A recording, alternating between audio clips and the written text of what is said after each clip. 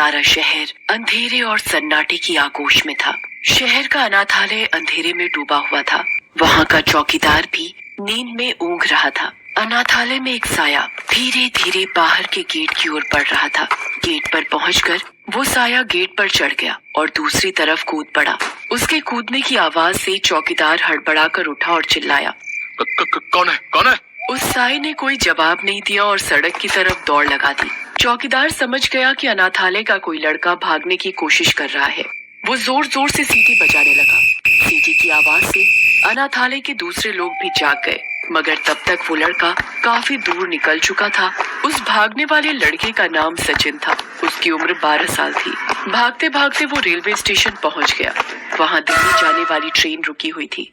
लड़का उसी ट्रेन में चढ़ गया। ट्रेन में सब लोग सोए हुए थे। केवल एक अधेड़ उम्र का आदमी जगा हुआ था। क्यों बे छोकरे, घर से भागा है क्या? नहीं, घर से नहीं, अनाथालय से भागा हूँ।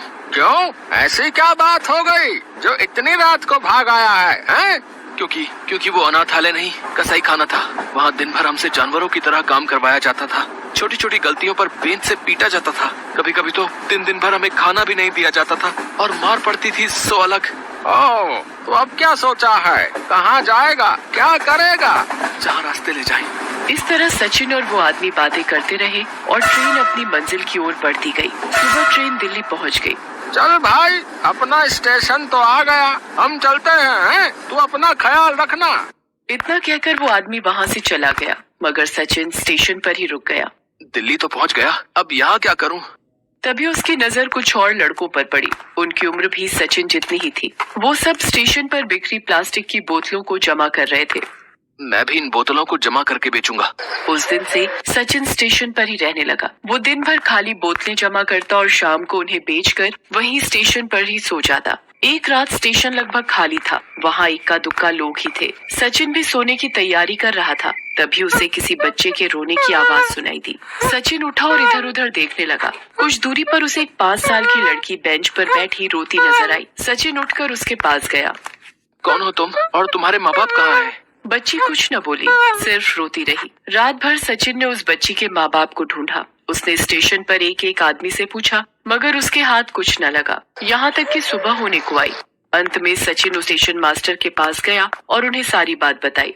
अरे ऐसे बच्चे यहाँ कई बार मिले हैं। इन्हीं के माँ बाप इन्हें यहाँ छोड़ जाते हैं। कमबख्त बच्चे तो पैदा कर लेते हैं मगर पाल नहीं सकते, तो यहाँ छोड़कर चले जाते हैं और हमारी मुसीबत बढ़ाते हैं। मैं पुलिस को फोन कर देता हूँ, वही आकर इस बच्ची को अनाथालय में भर्ती करवा देगी। अनाथालय का नाम सुनते ही सचिन भीतर तक कांप गया। उसे अपने अनाथालय के दिन याद आ गए।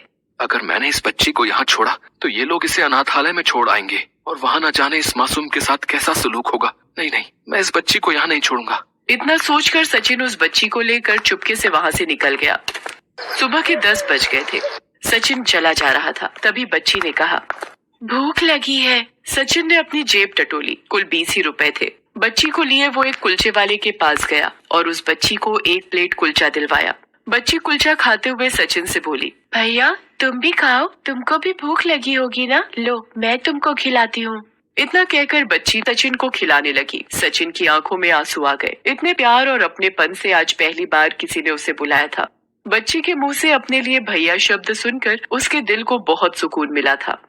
अब चाहे जो हो जाए, आज से ये मेरी बहन है। इसकी खुशी के लिए मैं हर काम करूंगा। खुद को मेहनत की भट्टी में झोंक दूंगा, मगर अपनी बहन को कोई दुख नहीं आने दूंगा। खाने के बाद सचिन अपने और अपनी बहन के सर छुपाने की जगह ढूंढने लगा। जल्दी ही उसे एक झुग्गी मिल गई। मकान मालिक दयालु था। उसने अगले महीने पैसे लेने की बात मान ली। सचिन अपनी बहन के साथ वहाँ रहने लगा। रहने का इंतजाम तो हो गया, अब मुझे कोई काम ढूंढना होगा ताकि मैं अपनी बहन का दाखिला किसी अच्छे से स्कूल में करा पाऊँ। अपनी बहन को मैं खूब पढ़ाऊंगा। इतना सोचकर काम की तलाश में निकल पड़ा। महज 12 साल का होने के कारण उसे कोई काम नहीं दे रहा था। दिन भर भटकने के बाद वो एक छोटे से होटल में गया। उस होटल का मालिक एक बूढ़ा आदमी था। उसका नाम टेकचंद था। टेकचंद के भी आगे पीछे कोई नहीं था। सचिन टेकचंद के पास गया और उससे काम मांगा। अरे तू इतनी सी उम्र में काम क्यों करना चाहता है? मैं अपनी बहन को पढ़ाना चाहता हूँ। क्यों, तू खुद नहीं पढ़ना चाहता? चाहता तो हूँ, मगर पढ़ाई लिखाई इस भेजे में घुसती नहीं है। कोई काम दे दो ना सेठ। सेठ को सचिन ईमानदार लगा। उसने उसे काम पर रख लिया। अब सचिन दिन भर काम करता और उसकी बहन सेठ के साथ खेलती थी। इस तरह महीना भर गुजर गया। जिस दिन सचिन को पहली पगार मिली वो बहुत खुश हुआ। सेठ जी, मुझे कल की छुट्टी चाहिए। मुझे अपनी बहन का एडमिशन करवाने जाना है। उसे छुट्टी मिल गई। अगले दिन सचिन अपनी बहन के साथ होटल आया। अरे इसे तो स्कूल में होना चाहिए, इसे यहाँ क्यों लाया है? इसका दाखिला नहीं हुआ सेठ जी। क्यों? हमारे माँ बाप नहीं है ना, बिना माँ या पिता के साइन के इसका दाखिला नहीं हुआ। अरे एक साइन नहीं हुआ तो क्या इसकी पढ़ाई रुक जाएगी? चल मैं चलता हूँ स्कूल, मैं बनूंगा तुम्हारा गार्जियन। देखते हैं दाखिला कैसे नहीं मिलता। फिर सेठ टेकचंद ने उनका गार्जियन बनकर सचिन की बहन का दाखिला करवाया। फॉर्म में सचिन ने अपनी बहन का नाम स्वाति लिखवाया। ये नाम सचिन ने ही उसे दिया था। वक्त का पहिया घूमता रहा। सचिन और स्वाति धीरे धीरे बड़े होने लगे। स्वाति पढ़ाई में काफी होशियार थी। एक एक कर सफलता की सीढ़ी चढ़ते हुए उसने 12वीं में पूरे जिले में टॉप किया। फिर अपनी काबिलियत के दम पर स्वाति का दाखिला शहर के मेडिकल कॉलेज में हो गया। सचिन की तो खुशी का ठिकाना ही नहीं रहा। सचिन सबसे कहता था, मैं तो कुछ न बन पाया, मगर अब मेरी ये बहन डॉक्टर जरूर बनेगी। उधर टेकचंद की तबीयत खराब रहने लगी थी। वो अब होटल कम ही आता था। उसने अब सचिन को होटल का मैनेजर बना दिया था। उसे सचिन पर अपने बेटे की तरह भरोसा था। एक दिन, सचिन बेटा, मेरे आगे पीछे कोई नहीं है। मुझे हमेशा ये डर लगा रहता था कि मेरे मरने के बाद इस शरीर को आग कौन देगा। भगवान ने तुझे भेजकर वो कमी पूरी कर दी है बेटा। मेरा बेटा है तू। आज से मैं ये होटल और घर तेरे नाम करता हूँ। आज से इनका मालिक तू है बेटा। बस एक वादा करना, मैं जिधर भी मरूं मेरी चिता को तू ही आग लगाना।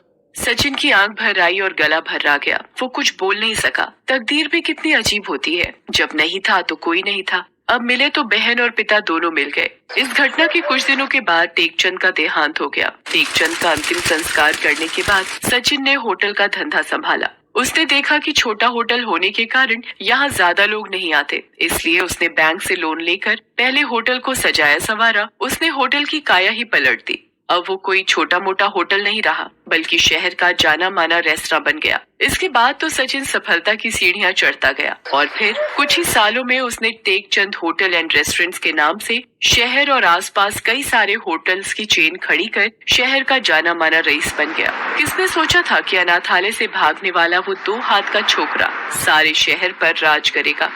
उधर स्वाति की मेडिकल की पढ़ाई भी पूरी हो गई और उसने अपने पूरे बैच में टॉप किया था। उस दिन स्वाति को इनाम मिलना था। सारा हॉल लोगों से भरा हुआ था। कॉलेज के डीन ने स्वाति को सम्मानित किया।